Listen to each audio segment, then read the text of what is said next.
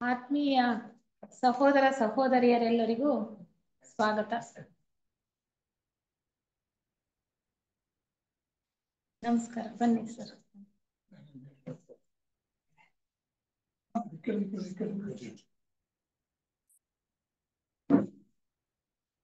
ನಾವು ಅಧ್ಯಯನಕ್ಕೆ ಆರಿಸಿಕೊಂಡಿರ್ತಕ್ಕಂತಹ ಗ್ರಂಥ ಮಾನವ ಎಲ್ಲಿಂದ ಹೇಗೆ ಮತ್ತು ಎಲ್ಲಿಗೆ. ಈಗಾಗಲೇ 3 ತರಗತಿಗಳಲ್ಲಿ ಈ ಅಧ್ಯಾಯದಲ್ಲಿ ಈ ಒಂದು ಗ್ರಂಥದಲ್ಲಿ ಕೊಟ್ಟಿರ್ತಕ್ಕಂತಹ ವಿಚಾರಗಳನ್ನ ತಿಳ್ಕೊಳ್ತಾ ಬಂದಿದ್ದೇವೆ.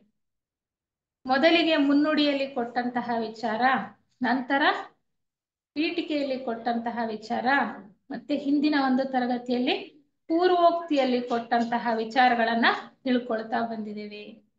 ಈ ಗ್ರಂಥದ ಶೀರ್ಷಿಕೆಯನ್ನ ನಾವು ನೋಡಿದ್ದೆ ಆದ್ರೆ, ಯಾರಿಗೇ ಆಗ್ಲಿ ಆಸಕ್ತಿ ಹುಟ್ಟುವಂತಹ ಒಂದು ಗ್ರಂಥ. ಇದನ್ನ ಯಾರು ಬರೆದಿರ್ತಕ್ಕಂಥದ್ದು ಅಂದ್ರೆ ಸೋದರ ಲೆಡ್ಬಿಟ್ ರವರು ಮತ್ತೆ ಆನಿ ಬೆಸೆಂಟ್ ಅವರು. ಹೊಸಬ್ರಿರೋದ್ರಿಂದ ಈ ದಿನ ಸ್ವಲ್ಪ ಬೇರೆಯವರು ಇರೋದ್ರಿಂದ ನಾನು ಸ್ವಲ್ಪ ಹಿಂದಿಂದು ಹೇಳೆ ಮುಂದಕ್ಕೆ ಹೋಗ್ಬೇಕಾಗತ್ತೆ. ಆಲ್ಮೋಸ್ಟ್ ಎಲ್ಲರೂ ಹೊಸಬ್ರೆ ಇವತ್ತು. ಹಿಂದಿನ 3 ತರಗತಿಗಳಲ್ಲಿ ಇದ್ದವ್ರು ಯಾರು ಕಾಣಿಸ್ತಾ ಇಲ್ಲ. ಇರ್ಲಿ ಇರ್ಲಿ. ನಾವು ಪ್ರಸ್ತುತ ಈ ಭೂಮಿಯ ಮೇಲೆ ಮನುಷ್ಯರಾಗಿ ಜೀವನ ಮಾಡ್ತಾ ಇದ್ದೇವೆ. ಆದ್ರೆ ನಮ್ಗೆ ಬಹಳ ಹಿಂದಿನ ಇತಿಹಾಸ ಇದೆ. ಮನುಷ್ಯನಾಗೋದಕ್ಕೂ ಮುಂಚೆ ಅನೇಕ ವರ್ಗಗಳನ್ನ, ಜೀವ ವರ್ಗಗಳನ್ನ ದಾಟಿ ನಾವು ಮನುಷ್ಯ ವರ್ಗಕ್ಕೆ ಬಂದಿದ್ದೇವೆ. ನಾವು ಯಾವ ವರ್ಗಗಳಲ್ಲಿ ಇದ್ವಿ ಇದಕ್ಕೆ ಮುಂಚೆ, ಎಲ್ಲಿದ್ವಿ, ಹೇಗಿದ್ವಿ ಅನ್ನೋ ವಿಚಾರ ಬಹಳ ಕುತೂಹಲಕಾರಿಯಾಗಿರ್ತಕ್ಕಂಥದ್ದು. ಪ್ರಸ್ತುತ ಭೂಮಿ ಮೇಲೆ ಇದ್ದೇವೆ. ಭೂಮಿ ಈ ಸೌರ ಬ್ರಹ್ಮಾಂಡದಲ್ಲಿ ಸೂರ್ಯನ ಸುತ್ತಾ ಇರ್ತಕ್ಕಂತಹ ಒಂದು ಗ್ರಹ. ಹೀಗೆ ಅನೇಕ ಗ್ರಹಗಳು ಸೂರ್ಯನ ಸುತ್ತಾ ಇರ್ತಕ್ಕಂಥದ್ದು ನಮಗೆ ವಿಜ್ಞಾನದಲ್ಲಿ ತಿಳಿಸ್ಕೊಟ್ಟಿದ್ದಾರೆ. ವಿಜ್ಞಾನದಲ್ಲಿ ನಾವು ತಿಳ್ಕೊಂಡಿದ್ದೇವೆ. ಆದ್ರೆ ವಿಜ್ಞಾನಕ್ಕೆ ಪರಿಪೂರ್ಣವಾಗಿ ಎಲ್ಲವೂ ಕೂಡ ಕೈಗೆ ಎಟ್ಕೋದಿಲ್ಲ.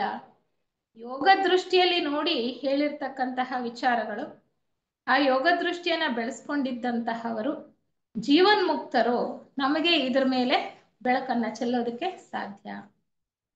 ಈ ರೀತಿಯ ಒಂದು ಪ್ರಯೋಗವನ್ನ, ಸಂಶೋಧನೆಯನ್ನ ಥಿಯೋಸಾಫಿಕಲ್ ಸೊಸೈಟಿಯ 2ನೆಯ ಅಂತಾರಾಷ್ಟ್ರೀಯ ಅಧ್ಯಕ್ಷರಾಗಿದ್ದಂತಹ ಸೋದರಿ ಆನಿ ಬೆಸೆಂಟ್ ರವರು, ಜೊತೆಗೆ ಹಿರಿಯ ಸಹೋದರರು, ಥಿಯೋಸಾಫಿಕಲ್ ಸೊಸೈಟಿಯಲ್ಲಿ ಸಾಕಷ್ಟು ಕೆಲಸ ಮಾಡಿದ್ದಂತಹವರು, ಯೋಗ ದೃಷ್ಟಿ ಇದ್ದಂತಹವರು ಸೋದರ ಲೆಡ್ಬಿಟ್ ರವರು, ಅವರಿಬ್ಬರೂ ಕೂಡ ಸಾಕಷ್ಟು ಸಂಶೋಧನೆಗಳನ್ನ ಮಾಡಿ ಸೂಕ್ಷ್ಮ ಲೋಕಗಳಲ್ಲಿ ತಿಳ್ಕೊಂಡಿರ್ತಕ್ಕಂತಹ ವಿಚಾರವನ್ನ ನಮಗೆ ಈ ಒಂದು ಗ್ರಂಥದಲ್ಲಿ ತಿಳಿಸ್ತಾ ಇದ್ದಾರೆ. ಮ್ಯಾನ್, ವಿಥರ್, ಹೌ ಅಂಡ್ ವೆನ್ಸ್ ಅನ್ನುವಂತಹ ಒಂದು ಗ್ರಂಥ. ಅದು ಇಂಗ್ಲಿಷ್ ಗ್ರಂಥ. ಅದನ್ನ ಕನ್ನಡಕ್ಕೆ ನಮ್ಮ ಹಿರಿಯ ಸಹೋದರಿ ರುಕ್ಮಿಣಿ ಕೃಷ್ಣಮೂರ್ತಿ ಅವರು ಅನುವಾದ ಮಾಡಿದ್ದಾರೆ. ಆ ಗ್ರಂಥವನ್ನೇ ನಾವು ಪ್ರಸ್ತುತ ಅಧ್ಯಯನಕ್ಕೆ ಆರಿಸಿಕೊಂಡಿರ್ತಕ್ಕಂಥದ್ದು. ಯೋಗ ದೃಷ್ಟಿಯಲ್ಲಿ ಹಿಂದೆ ಎಷ್ಟೋ ಶತಮಾನಗಳ ಕಾಲದ ಹಿಂದೆ ನಡೆದು ಹೋಗಿರ್ತಕ್ಕಂತಹ ವಿಚಾರಗಳು ಕೂಡ ಶಾಶ್ವತವಾಗಿ ಇದ್ದೇ ಇರ್ತಕ್ಕಂಥದ್ದು ತಿಳ್ಕೋಬಹುದಾಗಿದೆ. ಮನುಷ್ಯನಿಗೆ ಬಹಳ ಪರಿಮಿತಿ ಇದೆ ಅಲ್ವಾ? ನಮಗೆ ಈ ಸ್ಥೂಲ ಲೋಕದಲ್ಲಿ ಜಾಗೃತ್ ಪ್ರಜ್ಞೆಯಲ್ಲಿ ಇಂದ್ರಿಯಗಳಿಂದ ಮುಖಾಂತರ ಗ್ರಹಿಸ್ತಕ್ಕಂಥದ್ದನ್ನ ಮಾತ್ರ ನಾವು ನೋಡ್ತೇವೆ, ತಿಳ್ಕೊಳ್ಳೋಕೆ ಪ್ರಯತ್ನ ಪಡ್ತೇವೆ. ಮನಸ್ಸೇ ನಮಗೆ ಹೆಚ್ಚು ಕೆಲಸ ಮಾಡ್ತಾ ಇರ್ತಕ್ಕಂಥದ್ದು. ಅದಕ್ಕಿಂತ ಉನ್ನತವಾದಂತಹ ಒಂದು ಪ್ರಜ್ಞಾವಲಯದಲ್ಲಿ ಸಾಧಾರಣ ಮನುಷ್ಯ ಕೆಲಸ ಮಾಡೋದಕ್ಕೆ ಆಗೋದಿಲ್ಲ.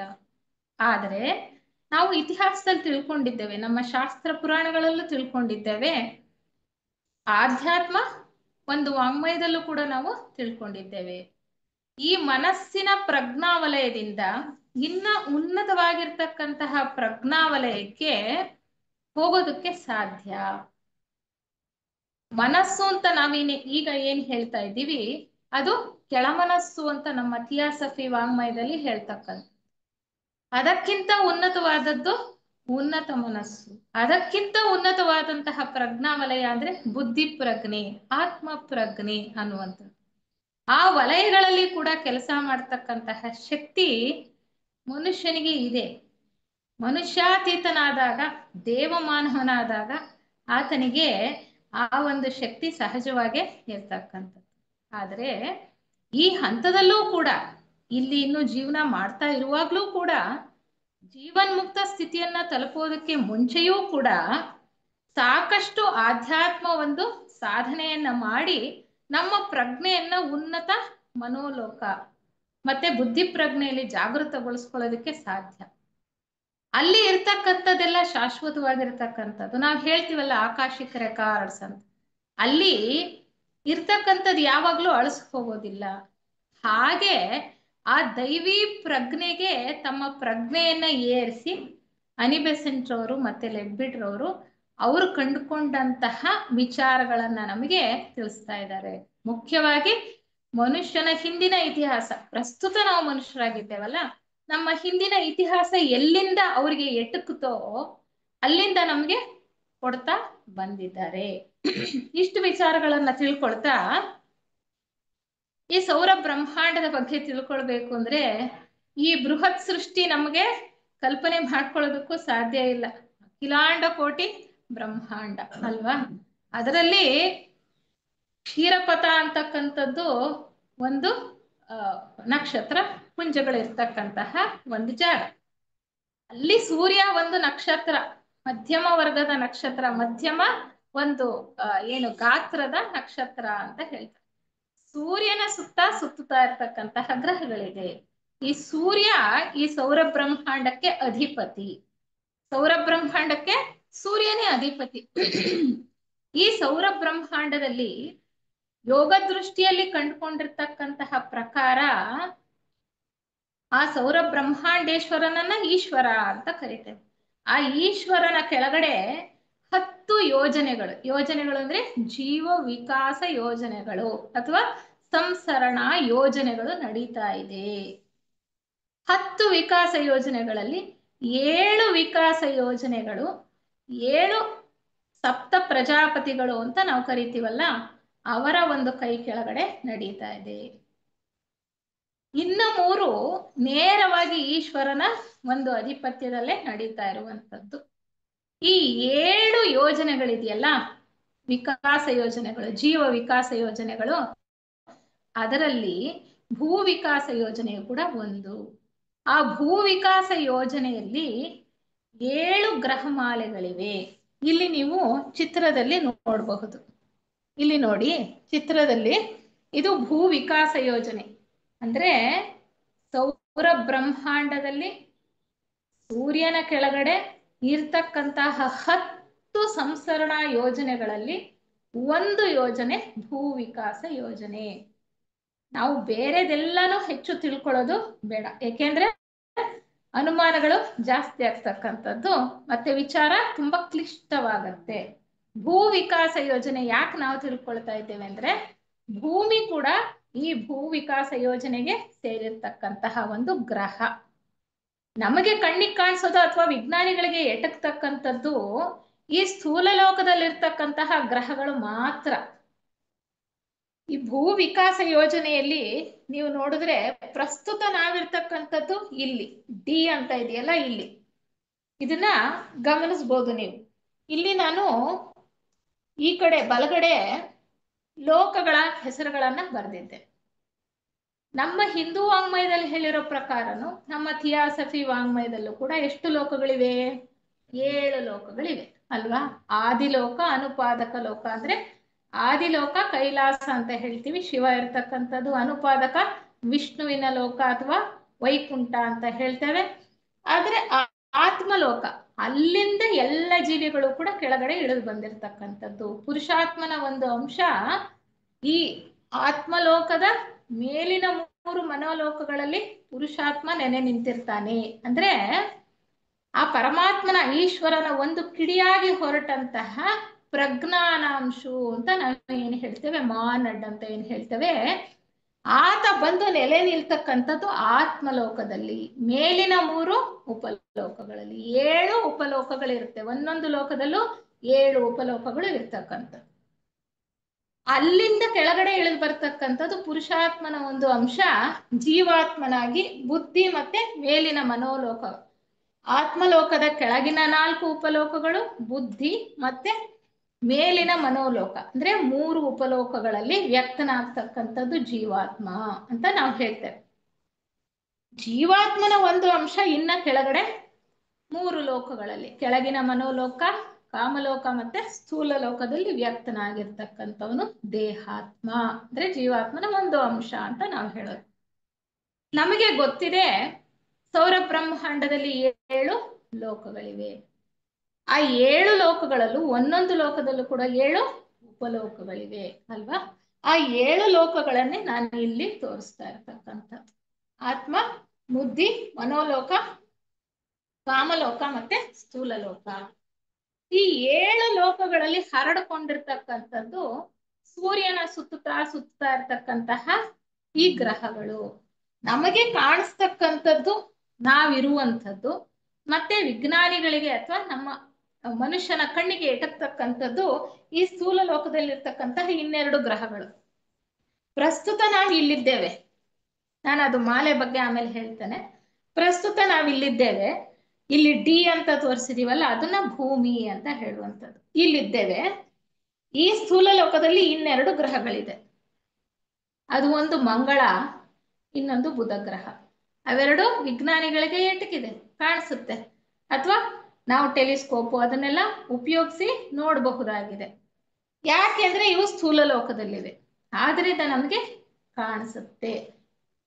ಆದ್ರೆ ಇದು 3 ಗ್ರಹಗಳ ಇರೋದು ಅಲ್ಲ ನೋಡಿ, ಇನ್ನ 4 ಗ್ರಹಗಳಿವೆ.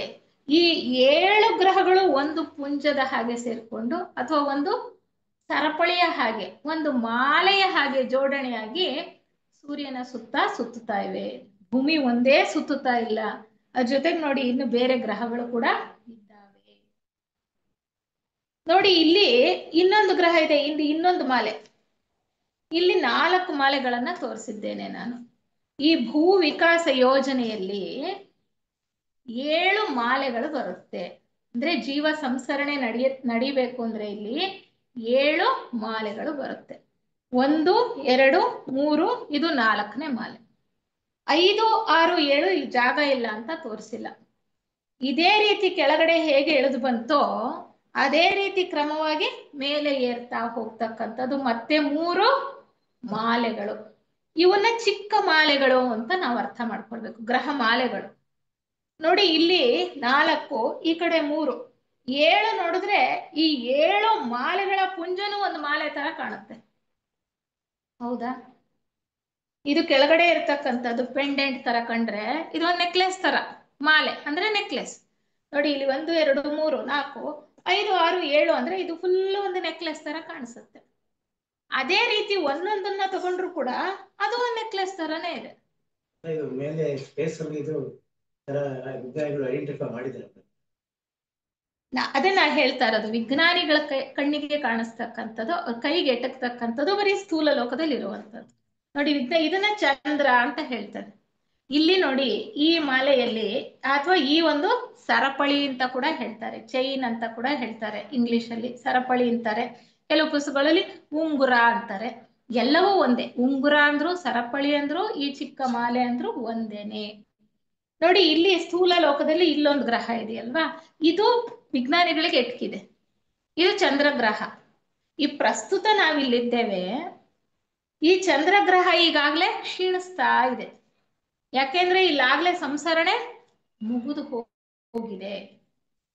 ಯಾಕೆ ನಾವಾಗ್ಲೇ ಅಲ್ಲಿಂದ ಶುರು ಮಾಡಿ ಇಲ್ಲಿಗೆ ಬಂದಿದ್ದೇವೆ, ಇಲ್ಲಿ ಸಂಸರಣೆ ಮುಗಿದು ಹೋಗಿದೆ. ಇಲ್ಲಿ ಸ್ಥೂಲ ಲೋಕದಲ್ಲಿ ಇರ್ತಕ್ಕಂಥದ್ದು ಡಿ ಗ್ರಹ, ಚಂದ್ರಗ್ರಹ, ಅದನ್ನ ಚಂದ್ರಗ್ರಹ ಅಂತ ಹೇಳ್ತಾರೆ. ಅದು ಕ್ಷೀಣಿಸ್ತಾ ಇದೆ. ಇಷ್ಟು ಮಾತ್ರ ವಿಜ್ಞಾನಿಗಳ ಕಣ್ಣಿಗೆ ಕಾಣಿಸುತ್ತೆ. ಈ ಸೂಕ್ಷ್ಮ ಲೋಕಗಳಲ್ಲಿ ಇರ್ತಕ್ಕಂತಹ ಗ್ರಹಗಳು ವಿಜ್ಞಾನಿಗಳಿಗೆ ಎಟ್ಕೋದಿಲ್ಲ. ಅದೇನಿದ್ರು ಯೋಗ ದೃಷ್ಟಿ ಇರ್ತಕ್ಕಂತಹವರು ನೋಡಿ ತಿಳ್ಕೊಳ್ಬಹುದಾಗಿದೆ. ದೈವಿ ಪ್ರಜ್ಞೆ ಅಂತ ಹೇಳ್ತೀವಿ. ಅಂದ್ರೆ ನಮ್ಮ ಉನ್ನತಾತ್ಮನ ಪ್ರಜ್ಞೆಯಲ್ಲಿ ಯಾವುದು ಅಳಿಸ್ ಹೋಗಿಲ್ಲ. ನಮಗೆ ನೆನಪಿರೋದಿಲ್ಲ. ಸಾಧಾರಣ ಮನುಷ್ಯರಾಗಿ ನಾವಿಲ್ಲಿ ಭೂಮಿ ಮೇಲೆ ವಾಸ ಮಾಡುವಾಗ ನಮಗೆ ನೆನಪಿರಲ್ಲ. ನಮ್ಮ ಪ್ರಜ್ಞೆಯನ್ನ ದೈವಿ ಪ್ರಜ್ಞೆಗೆ ಏರಿಸಿದ್ದೆ ಆದ್ರೆ ಹಿಂದೆ ನಡೆದು ಹೋದಂಥದ್ದೆಲ್ಲವೂ ಕೂಡ ನಿಚ್ಚಳವಾಗಿ ನಮಗೆ ಕಾಣಿಸ್ತಕ್ಕಂಥದ್ದು. ಅದನ್ನೇ ಯೋಗ ದೃಷ್ಟಿ ಅಂತ ಹೇಳುವಂಥದ್ದು.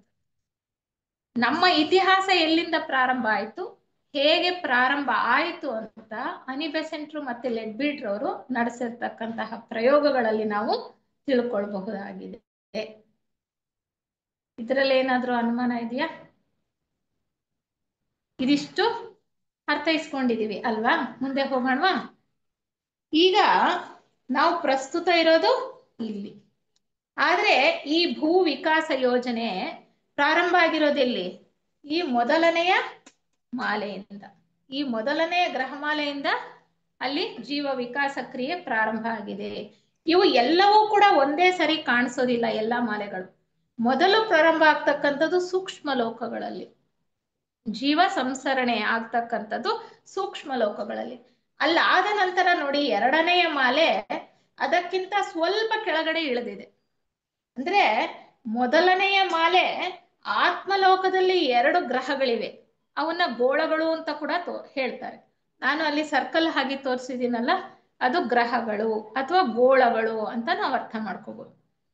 ಎಲ್ಲಿ ನೋಡಿ, ಆತ್ಮಲೋಕದಲ್ಲಿ 2 ಗೋಳಗಳಿವೆ, ಮತ್ತೆ ಕೆಳಗಡೆ ಬುದ್ಧಿ ಲೋಕದಲ್ಲಿ 2 ಗೋಳಗಳಿವೆ, ಮತ್ತೆ ಇಲ್ಲಿ ಮನೋಲೋಕದಲ್ಲಿ 3 ಇವೆ. ಅದರಲ್ಲಿ ಡಿ ಮತ್ತು ಸಿ ಮತ್ತು ಇನ ಸ್ವಲ್ಪ ಮೇಲೆ ತೋರಿಸಿದ್ದೀನಿ. ಅಂದ್ರೆ ನಾವು ಥಿಯಾಸಫಿ ವಾಂಗ್ಮಯದಲ್ಲಿ ಮನೋಲೋಕವನ್ನ 2 ಭಾಗ ಮಾಡ್ತೇವೆ. ಉನ್ನತ ಮನೋಲೋಕ, ಕೆಳಗಿನ ಮನೋಲೋಕ ಅಂತ. ಈ ಉನ್ನತ ಮನೋಲೋಕದಲ್ಲಿ 2 ಗೋಳಗಳಿವೆ. ಎಲ್ಲಿ? ಮೊದಲನೆಯ ಮಾಲೆಯಲ್ಲಿ, ಹೌದಾ? ಮತ್ತೆ ಒಂದು ಗೋಳ ಡಿ ಅಂತ ಏನ್ ಹೇಳಿದೀವಿ, ಅದು ಕೆಳಗಿನ ಮನೋಲೋಕದಲ್ಲಿ ಇದೆ. ಮೊದಲನೆಯ ಮಾಲೆ ನೋಡಿ, ಅಲ್ಲಿರ್ತಕ್ಕಂತಹ 7 ಗ್ರಹಗಳು ಅಥವಾ ಗೋಳಗಳು ಎಲ್ಲವೂ ಸೂಕ್ಷ್ಮ ಲೋಕದಲ್ಲಿ ಇರ್ತಕ್ಕಂಥದ್ದೇ. ಮನಸ್ಸು ಮನೋಲೋಕ ಅದಕ್ಕಿಂತ ಮೇಲ್ಪಟ್ಟ ಲೋಕದಲ್ಲಿ ಇರ್ತಕ್ಕಂಥ. ಎರಡನೆಯ ಮಾಲೆ ಅಲ್ಲಿ ಸಂಸರಣೆ ಮುಗಿದಾದ ನಂತರ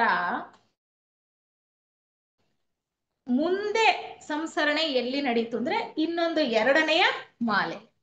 ಈ ಎರಡನೆಯ ಮಾಲೆ ನೀವು ನೋಡ್ಬೋದು, ಒಂದು ಸ್ತರ ಅಥವಾ ಒಂದು ಹಂತ ಕೆಳಗಡೆ ಇಳಿದಿದೆ. ಇಲ್ಲಿ ಆತ್ಮಲೋಕದಲ್ಲಿ ಯಾವುದೂ ಗೋಳಗಳಿಲ್ಲ. ಇಲ್ಲಿ ಬುದ್ಧಿ ಲೋಕದಲ್ಲಿ 2 ಗೋಳಗಳಿದೆ, ಮೇಲಿನ ಮನೋಲೋಕದಲ್ಲಿ 2 ಗೋಳಗಳಿದೆ, ಕೆಳ ಮನೋಲೋಕದಲ್ಲಿ 2 ಗೋಳಗಳಿದೆ, ಒಂದು ಗೋಳ ಬಂದು ಕಾಮಲೋಕದಲ್ಲಿದೆ. ಮೊದಲನೇ ಮಾಲೆಯಲ್ಲಿ ಕಾಮಲೋಕದಲ್ಲಿ ಇರಲಿಲ್ಲ. ಎರಡನೇ ಮಾಲೆಯಲ್ಲಿ ಒಂದು ಗೋಳ ಕಾಮಲೋಕಕ್ಕೆ ಇಳಿದಿದೆ. ಮೂರನೆಯ ಮಾಲೆಯಲ್ಲಿ ಇನ್ನೂ ಒಂದು ಹಂತ ಕೆಳಗಡೆ ಇಳಿದಿದೆ ಅಲ್ವಾ? ನೋಡಿ ಇಲ್ಲಿ 4 ಅಂದ್ರೆ 2 ಗೋಳಗಳು ಉನ್ನತ ಮನೋಲೋಕದಲ್ಲಿದ್ರೆ 2 ಗೋಳಗಳು ಕೆಳ ಮನೋಲೋಕದಲ್ಲಿದೆ, ಇನ್ನ 2 ಗೋಳಗಳು ಕಾಮಲೋಕದಲ್ಲಿದೆ, ಒಂದು ಗೋಳ ಸ್ಥೂಲಕ್ಕೆ ಇಳಿದಿದೆ, ಒಂದು ಗೋಳ ಸ್ಥೂಲ ಲೋಕಕ್ಕೆ ಇಳಿದಿದೆ. ಈ 4ನೆಯ ಮಾಲೆಯಲ್ಲಿ ನೋಡಿ, ಇನ್ನೂ ಒಂದು ಹಂತ ಕೆಳಕ್ಕೆ ಇಳಿದಿದೆ. ಇಲ್ಲಿ ಕೆಳ ಮನೋಲೋಕದಲ್ಲಿ 2 ಗೋಳಗಳಿದೆ, ಕಾಮಲೋಕದಲ್ಲಿ 2 ಗೋಳಗಳಿದೆ, ಅದಕ್ಕಿಂತ ಕೆಳಗಡೆ ಸ್ಥೂಲ ಲೋಕದಲ್ಲಿ 3 ಇದೆ. ಸ್ಥೂಲ ಲೋಕದಲ್ಲೂ ಕೂಡ 7 ಉಪಲೋಕಗಳಿದೆ ಅಲ್ವಾ? ಆ 7 ಉಪಲೋಕಗಳಲ್ಲಿ ಮೇಲಿನ 3 ಉಪಲೋಕಗಳಲ್ಲಿ ಅಥವಾ 4 ಉಪಲೋಕಗಳಲ್ಲಿ ಇರ್ತಕ್ಕಂತಹ ಗೋಳಗಳು 2, ಸಿ ಮತ್ತು ಇ.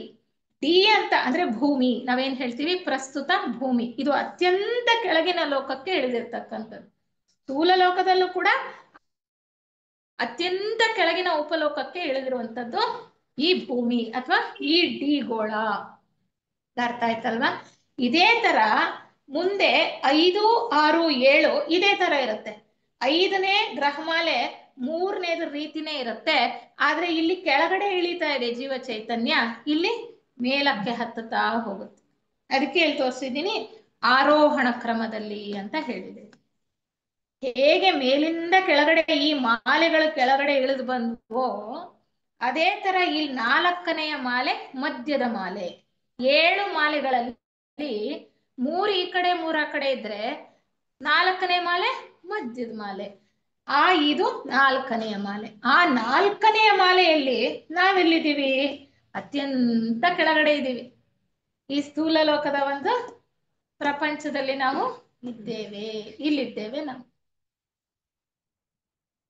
ಈ ಸಂಶೋಧನೆಗಳೆಲ್ಲ ನಡೆದಿದ್ದು ಎಲ್ಲಿ ಅಂದ್ರೆ ಚೆನ್ನೈನ ಅಡಿಯಾರ್ ಅಂತಾರಾಷ್ಟ್ರೀಯ ಕಚೇರಿ ಇದೆಯಲ್ಲ, ನಮ್ಮ ಥಿಯೋಸಾಫಿಕಲ್ ಸೊಸೈಟಿ ಅಂತಾರಾಷ್ಟ್ರೀಯ ಕಚೇರಿ, ಅಲ್ಲೇ ಒಂದು ಕೊಠಡಿಯಲ್ಲಿ ಕೋಣೆಯಲ್ಲಿ ಕುಳಿತು ಅವರು ಯೋಗ ದೃಷ್ಟಿಯಲ್ಲಿ ನೋಡ್ತಾ ನೋಡ್ತಾ ಹೇಳ್ತಾ ಹೋದ್ರು. ಅವರ ಶಿಷ್ಯರು ಬರ್ಕೊಳ್ತಾ ಹೋದ್ರು. ಲೆಡ್ ಬಿಟ್ರು ಅವರು ಮತ್ತೆ ಹನಿ ಬೆಸೆಂಟ್ರು ನೋಡಿದ್ದು. ಆ ರೀತಿ ಅವರು ನೋಡ್ತಾ ಹೋದಾಗ ಮನುಷ್ಯರಾಗಿದ್ದವರಲ್ವಾ ಅವರು, ನಮ್ಮ ಹಾಗೆ ಈ ಸ್ಥೂಲ ಲೋಕದಲ್ಲಿ ಇದ್ದವರು. ಪ್ರಜ್ಞೆಯನ್ನ ಮೇಲೇರಿಸಿ ಹಿಂದೆ ಹಿಂದೆ ನೋಡ್ತಾ ಹೋದ್ರು. ಆ ದೈವಿ ಪ್ರಜ್ಞೆಯಲ್ಲಿ ಹೋಗ್ತಾ ಹೋಗ್ತಾ ಎಲ್ಲಿಗೆ ಹೋದ್ರು? ಇಲ್ಲಿಂದ ಇಲ್ಲಿ, ಇಲ್ಲಿಂದ ಇಲ್ಲಿ, ಅಲ್ಲಿಂದ ಅಲ್ಲಿ ಅಂತ ಮೊದಲನೇ ಗೋಳ ತನಕ. ಅಂದ್ರೆ ಈ ಒಂದು ಭೂ ವಿಕಾಸ ಯೋಜನೆಯಲ್ಲಿ ಪ್ರಸ್ತುತ ಇಲ್ಲಿ ಮನುಷ್ಯರಾಗಿದ್ದವರು ಹಿಂದೆ ತನಕ ಹೋಗಿ ಮೊದಲನೆಯ ಗೋಳನನ್ನ ನೋಡ್ತಾರೆ. ಇದಕ್ಕಿಂತ ಹಿಂದೆ ಹೋಗಕ್ಕಾಗಲ್ಲ, ಅವ್ರು ಹೋಗಿಲ್ಲ. ಈ ಭೂ ವಿಕಾಸ ಯೋಜನೆಯಲ್ಲಿ ಮಾತ್ರ ಅವರು ಪ್ರಾರಂಭದಿಂದ ನಾವು ಹೇಗಿದ್ವಿ, ಪ್ರಸ್ತುತ ಈಗ ಹೇಗಿದ್ದೇವೆ ಅನ್ನೋ ವಿಚಾರವನ್ನ ನಮ್ಗೆ ಈ ಗ್ರಂಥದಲ್ಲಿ ಮುಖ್ಯವಾಗಿ ತಿಳಿಸ್ಕೊಡ್ತಾ ಇದ್ದಾರೆ. ಅನೇಕ ವಿಚಾರಗಳನ್ನ ಪೂರ್ವೋಕ್ತಿಯಲ್ಲಿ ನಾವು ತಿಳ್ಕೊಂಡ್ವಿ. ಸೌರ ಬ್ರಹ್ಮಾಂಡದಲ್ಲಿ 7 ಅಂತಕ್ಕಂಥ ಸಂಖ್ಯೆಗೆ ಬಹಳ ಮಹತ್ವ ಇದೆ. 7 ಅನ್ನೋ ಸಂಖ್ಯೆಗೆ ಸಪ್ತ ಸ್ವರಗಳು ಅಲ್ವಾ, ಸಪ್ತ ಬಣ್ಣಗಳು, ಸಪ್ತ ಲೋಕಗಳು, ಸಪ್ತ ಪ್ರಜಾಪತಿಗಳು, 7 ದಿನಗಳು ವಾರದಲ್ಲಿ, ಹೀಗೆ 7 ಅನ್ನೋದಕ್ಕೆ ಬಹಳ ಮಹತ್ವ ಇದೆ. ಅದೇ ರೀತಿ ನೋಡಿ, ಈ ಭೂ ವಿಕಾಸ ಯೋಜನೆಯನ್ನ ನೋಡ್ತಾ ಹೋದ್ರೆ 7 ಮಾಲೆಗಳಿವೆ. ಒಂದೊಂದು ಮಾಲೆಯಲ್ಲೂ ಕೂಡ 7 ಗ್ರಹಗಳಿವೆ. ಅಲ್ಲಿ ಜೀವ ಸಂಸರಣ ಒಂದು ಕ್ರಿಯೆ ನಡೀತಾ ಇದೆ. ನಾವು ಅನೇಕ ವಿಚಾರಗಳನ್ನ ತಿಳ್ಕೊಂಡ್ವಿ ಅಂತ ನಾ ಹೇಳಿದೆ. ಇಲ್ಲಿ ಪ್ರತಿಯೊಂದು ಮಾಲೆಯನ್ನು ತಗೊಂಡ್ರೆ ನಾನು 7ಕ್ಕೂ ಕೂಡ ಒಂದೊಂದು ಆಲ್ಫಾಬೆಟ್ ಅನ್ನು ತೋರಿಸಿದ್ದೇನೆ. ABCDEFG ಅಂತ. ಎ ಅಂತಕ್ಕಂಥದ್ದು ಎಡಭಾಗದಿಂದ ಶುರುವಾಗುತ್ತೆ. ಅಲ್ಲಿಂದ ಜೀವ ಚೈತನ್ಯ ಪ್ರವಾಹ ಆರೋ ಮಾರ್ಕ್ ತೋರಿಸಿರೋ ಹಾಗೆ ಎ ಇಂದ ಬಿ, ಬಿ ಇಂದ ಸಿ, ಡಿ ಮತ್ತೆ EFG ಹೀಗೆ ಸುತ್ತುತ್ತೆ.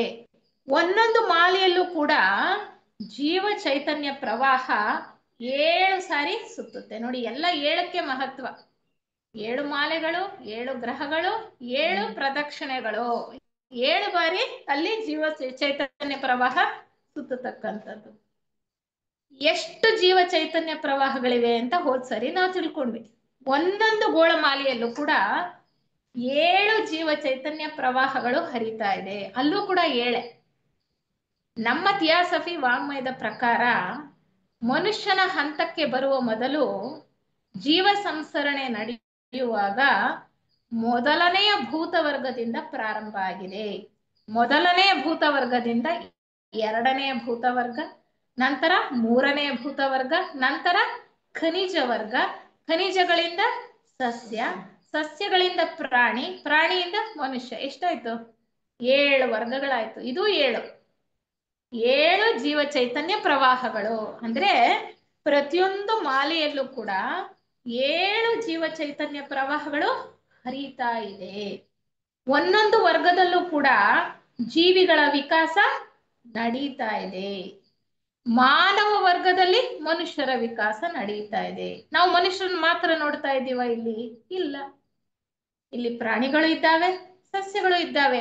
ಪ್ರಾಣಿ ವರ್ಗದ ಒಂದು ಜೀವ ಚೈತನ್ಯ ಪ್ರವಾಹ ಇದೆ. ಹಾಗೆ ಸಸ್ಯಗಳದ್ದೇ ಒಂದು ಜೀವ ಚೈತನ್ಯ ಪ್ರವಾಹ ಹರಿತಾ ಇದೆ. ಖನಿಜಗಳದ್ದೇ ಒಂದು ಜೀವ ಚೈತನ್ಯ ಪ್ರವಾಹ ಹರಿತಾ ಇದೆ. ಇದಿಷ್ಟು ನಮ್ಮ ಕಣ್ಣಿಗೆ ಕಾಣಿಸುತ್ತೆ. ಆದ್ರೆ ಮೊದಲ 3 ಭೂತ ವರ್ಗಗಳಲ್ಲಿ ನಡೀತಾ ಇರ್ತಕ್ಕಂಥದ್ದು ನಮಗೆ ಕಾಣಿಸೋದಿಲ್ಲ. ಅದು ಸೂಕ್ಷ್ಮವಾಗಿರೋದ್ರಿಂದ ನಮ್ಗೆ ಕಾಣಲ್ಲ. ಒಟ್ಟಲ್ಲಿ ಪ್ರತಿಯೊಂದು ಮಾಲೆಯಲ್ಲೂ ಕೂಡ 7 ಜೀವ ಚೈತನ್ಯ ಪ್ರವಾಹಗಳು ಹರಿತಾ ಇದೆ ಅನ್ನೋದನ್ನ ತಿಳ್ಕೊಂಡ್ವಿ. ಹೋದ್ಸರಿನೇ ತಿಳ್ಕೊಂಡ್ವಿ. ಮಾನವ ವರ್ಗದಿಂದ ಮುಂದೆ ಏನಾಗ್ಬೇಕು? ನಾವು ಮಾನವಾತೀತರಾಗಬೇಕು. ಮನುಷ್ಯ ಮನುಷ್ಯಾತೀತನಾಗಬೇಕು ಅಂದ್ರೆ ಜೀವನ್ ಮುಕ್ತನಾಗಬೇಕು ಅಂತ ನಾವು ಹೇಳ್ತಕ್ಕಂಥದ್ದು. ಈ ಒಂದು ಗೋಳವನ್ನ ತಗೊಂಡ್ರೆ ಮೊದಲನೆಯ ಗೋಳವನ್ನ ತಗೊಳ್ಳೋಣಂತೆ. ಈಗ ಸಾಕಷ್ಟು ವಿಚಾರ ನಾವು ಮಾಡಿದ್ದೀವಿ. ಇಷ್ಟು ವಿಚಾರ ಗೊತ್ತಿದ್ರೆ ಮುಂದೆ ನೀವು ಏನು ಫಾಲೋ ಮಾಡೋದಕ್ಕೆ ಸಾಕನ್ಸುತ್ತೆ. ಯಾಕೆಂದ್ರೆ ಇನ್ನು ಅನೇಕ ವಿಚಾರಗಳು ನಾವು ಹಿಂದೆ 3 ತರಗತಿಯಲ್ಲಿ ತಿಳ್ಕೊಂಡಿದ್ದೇವೆ. ಇರ್ಲಿ, ಈ ಒಂದು ಮೊದಲನೆಯ ಮಾಲೆಯನ್ನ ನಾವು ಈ ದಿನ ನೋಡೋಣ ಹೇಗಿದೆ ಅಂತ. ಈ ಮೊದಲನೆಯ ಮಾಲೆಯಲ್ಲಿ 7 ಗೋಳಗಳಿವೆ. ಆ 7 ಗೋಳಗಳಲ್ಲಿ 2 ಎ ಮತ್ತೆ ಜಿ ಅನ್ನೋದು ಆತ್ಮಲೋಕದಲ್ಲಿದೆ, ಬಿ ಮತ್ತು ಎಫ್ ಅನ್ನೋದು ಬುದ್ಧಿಲೋಕದಲ್ಲಿದೆ, ಸಿ ಮತ್ತು ಇ ಅಂತಕ್ಕಂಥದ್ದು ಮನೋಲೋಕದಲ್ಲಿದೆ, ಮೇಲಿನ ಮನೋಲೋಕದಲ್ಲಿ, ಡಿ ಅನ್ನುವಂಥದ್ದು ಕೆಳಗಿನ ಮನೋಲೋಕದಲ್ಲಿ ಇದೆ. ಹೌದಾ? ಇಲ್ಲಿ 7 ಜೀವ ಚೈತನ್ಯ ಪ್ರವಾಹಗಳು ಹರಿತಾ ಇದೆ. ಮೊದಲನೇ ಭೂತವರ್ಗದಿಂದ ಹಿಡಿದು ಮನುಷ್ಯ ವರ್ಗದ ತನಕ 7 ಜೀವ ಚೈತನ್ಯ ಪ್ರವಾಹಗಳು ನಡೀತಾ ಇದೆ. ಈ 7 ಪ್ರವಾಹಗಳಲ್ಲಿ ಅತ್ಯಂತ ಮುಂದುವರೆದಿರ್ತಕ್ಕಂತಹ ಜೀವಿ ಅಥವಾ ಜೀವ ಚೈತನ್ಯ ಪ್ರವಾಹ ಯಾವುದು? ಮಾನವ ವರ್ಗದ್ದು ಅಲ್ವಾ? ಮಾನವ ವರ್ಗದ್ದು. ಆತ ಮಾನವಾತೀತನಾಗೋಗ್ಬೇಕು ಅಂದ್ರೆ ಈ ಒಂದು ಗೋಳ ಮಾಲೆಯಲ್ಲಿ ಮನುಷ್ಯ ವರ್ಗದಲ್ಲಿ ಯಾರು ಸಂಸರಣೆ ಹೊಂದುತ್ತಾ ಇದ್ದಾರೋ ಅವರು ಜೀವನ್ಮುಕ್ತರಾಗಿ ಹೋಗ್ಬೇಕು, ಜೀವನ್ಮುಕ್ತರಾಗಿ ಹೋಗ್ಬೇಕು. ಅದಕ್ಕೆ ಒಂದು ಕಾಲಾವಧಿಯನ್ನ ಫಿಕ್ಸ್ ಮಾಡಿರ್ತಾರೆ. ಅದನ್ನ ಡೇ ಆಫ್ ಜಡ್ಜ್ಮೆಂಟ್ ಅಂತ ಹೇಳ್ತಾರೆ, ಅದನ್ನ ಪರೀಕ್ಷಾ ಕಾಲ ಅಂತ ಹೇಳ್ತಾರೆ. ಮನುಷ್ಯ ಸಂಸರಣೆ ಹೊಂದುತ್ತಾ ಇದ್ದಾನಲ್ಲ, ಆ ಮನುಷ್ಯ ವರ್ಗದ ಒಂದು ಪ್ರವಾಹದಲ್ಲಿ ಆತ ಇಲ್ಲಿ 7 ಪ್ರದಕ್ಷಿಣೆಗಳು, ಆ ಜೀವ ಚೈತನ್ಯ ಹೇಗೆ ಅಂದ್ರೆ ಆಂಟಿ ಕ್ಲಾಕ್ ವೈಸ್ ಅದು ಹರಿತಕ್ಕಂಥದ್ದು. ಎ ಇಂದ ಜೀವವರೆಗೆ ಕೆಳಗಿಳಿತ ಮತ್ತೆ ಮೇಲೇರ್ತ, ಹೀಗೆ 7 ಪ್ರದಕ್ಷಿಣೆಗಳು ಆಗಿ ಬರೋಷ್ಟರೊಳಗಡೆ ಮನುಷ್ಯ ವರ್ಗದಲ್ಲಿ ಇರ್ತಕ್ಕಂತಹವರೆಲ್ಲರೂ ಕೂಡ ಮಾನವಾತೀತರಾಗೋಗಬೇಕು. ಆ ಪ್ರವಾಹ ಅಲ್ಲಿಗೆ ನಿಂತು ಹೋಗುತ್ತೆ ಅಲ್ವಾ? ಮುಂದೆ ನೋಡೋಣ ಏನಾಗುತ್ತೆ ಅಂತ.